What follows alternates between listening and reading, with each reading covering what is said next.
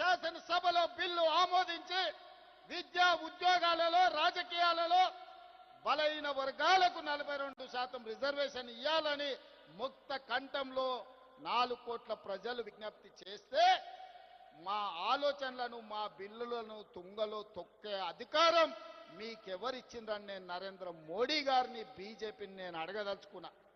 ఇవాళ నరేంద్ర మోడీ గారు మన బద్ధ శత్రు, మన బలైన వర్గాలకు న్యాయం చెయ్యాలన్న ఆలోచన ఆయనకు లేదు.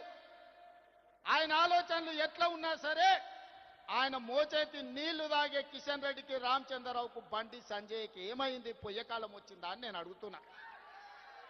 మళ్ళా రా మీరు తెలంగాణకు, మళ్ళీ అడగరా ఓట్లు తెలంగాణలో బలైన వర్గాలకు, మళ్ళా రా దళిత కాలనీలకు, మళ్ళా కలవరా ఆదివాసీలను.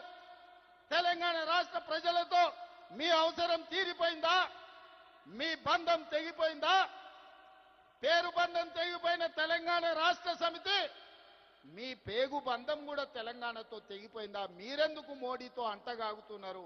ఇవాళ ఈ ధర్నాకు మీరెందుకు రాలేదు అని నేను బీఆర్ఎస్ వాళ్ళని అడుగుతున్నా.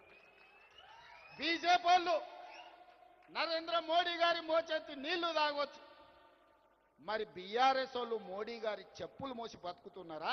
మీరు మాకండగా నిలబడకుండా నిన్న ఓ సన్నాసి మాట్లాడతాడు, ఎన్నికల కమిషన్ కలవనికి వచ్చిన ఢిల్లీకని రేవంత్ రెడ్డి జంతర్ మంతర్ల డ్రామా చేస్తున్నాడు.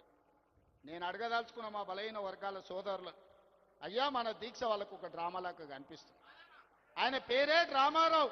డ్రామా నీ ఇంట్లో ఉంది, నీ ఒంట్లో ఉంది, నీ రక్తంలో ఉంది, నీ పేరులో ఉంది, మీ మొత్తం కుటుంబమే డ్రామాలేసి బతికే కుటుంబం మీది.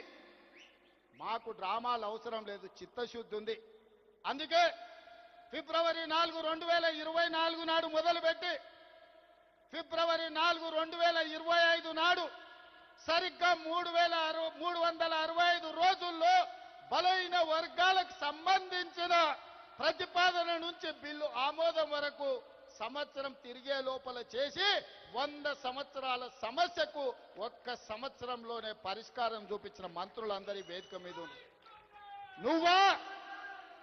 నువ్వా దిక్కుమాలినోడా మా చిత్తశుద్ధిని ప్రశ్నించేది?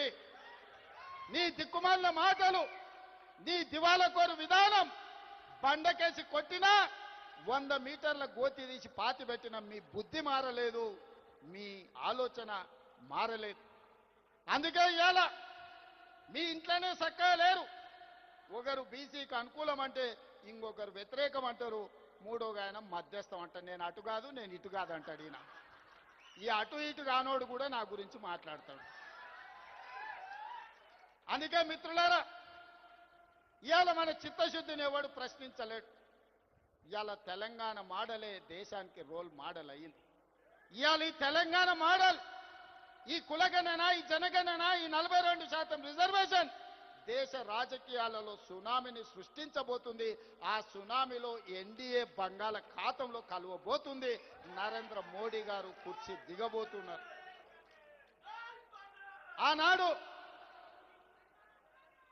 గుజరాత్లో జరిగిన దుర్ఘటనలతో అటల్ బిహారీ వాజ్పేయి గారు నరేంద్ర మోడీ గారిని ముఖ్యమంత్రి కుర్చీ నుంచి మారుద్దామనుకున్నాడు. అది సాధ్యపడలేదు. నిన్నగాక మొన్న ఆర్ఎస్ఎస్ పెద్ద మోహన్ భగవత్ గారు ఇంకొక మాట అన్నారు, 75 సంవత్సరాలు పూర్తయిన ప్రతి ఒక్కరూ పదవుల నుంచి దిగాలి. మేము లాల్ కృష్ణ అద్వానీని, మురళీ మనోహర్ జోషి గారిని 75 సంవత్సరాల నిబంధన పెట్టి వాళ్ళని ప్రధానమంత్రులను చేయలేదు. కాబట్టి నరేంద్ర మోడీ గారు కూడా రేపు సెప్టెంబర్ 17కు 75 ఏళ్ళు పూర్తి అవుతున్నాయి, వారు ప్రధానమంత్రి పదవి నుంచి దిగాలి అని వారు చెప్పారు.